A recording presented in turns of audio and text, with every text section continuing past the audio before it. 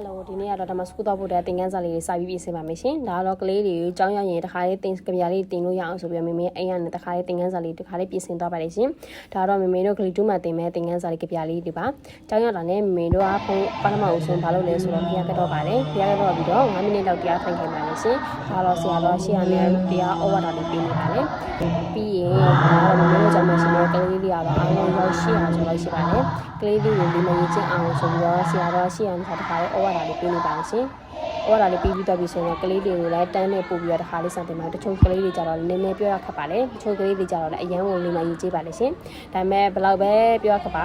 မင်းတို့ကလေးတွေကတော့အရန်ချစ်ဖို့ကောင်းပါလေနောက်ဆုံးမှာကလေးလေးကိုစိတ်ပြောင်းအောင်ဆိုပြီးတော့ပုံလေးတွေကိုစီးချိတ်ခိုင်းပါလေပြီးရင်အာဟာရဒါနဆိုပြီးတော့မလို့တော့လေးခါထပ်ကြွေးပါသေးတယ်ဒါကတော့မင်းတို့က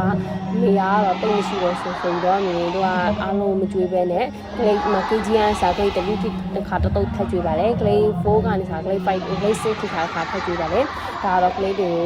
ကိုမလို့တော့လေးကြွေးပြီးတော့မင်းတို့ကပိုင်းအောင်ဆုံးနေတာလေးပူဆွေးနေတာအရေးပို့ပေးပါလိမ့်ရှင်ဒါတော့မင်းတို့ကြောင့်မရှိတဲ့ကလေးလေးကလည်းအရင်ကချစ်ဖို့ကောင်းပါလေပြီးရင်မလို့တော့လေးပါလေးစားပြီးတော့လို့ဆိုတော့ပေါ်မှာအပြင်ခံနေဖျားတစ်ခါထပ်ရှိပို့ခိုင်းပါလေပြီးရင်ဆရာတော်ကလက်ရှိကဩဝါဒလေးပါလေးပေးပြီးတော့ကြပြလေးတွေလည်းထပ်ပြီးတော့ဆုခိုင်းပါလိမ့်ရှင်လေးလေးပျော်ပြီးတော့မပြင်းအောင်ဆိုပြီးတော့ဆရာတော်ကရှေ့ကနေတခါလေး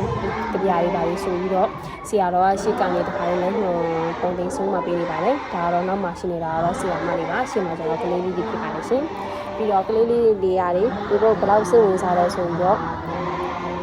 ရေလို့ဆိုရင်ကလေးလေးရာလေးဓမ္မစပူးဆိုရင်တိတ်နားမလဲကြဘူးခုခေတ်ကလေးတွေကတော့တိတ်ရမ်းကိုနားလဲတဲ့ကလေးလေးဖြစ်သွားပါပြီပြီးတော့ဩဝါဒလေးပါလေးပေးပြီးဆိုတော့ပြန်ဟောတဲ့ချိန်မှာမိဘတွေကတော့တူကြာကျူကြတယ်သူသမီးငါကျမသမီးတူရလာရကျူနေပါတော့ပါလေရှင်နောက်ဘလော့လေးမှာထပ်ဆုံးပါမရှင်တတာ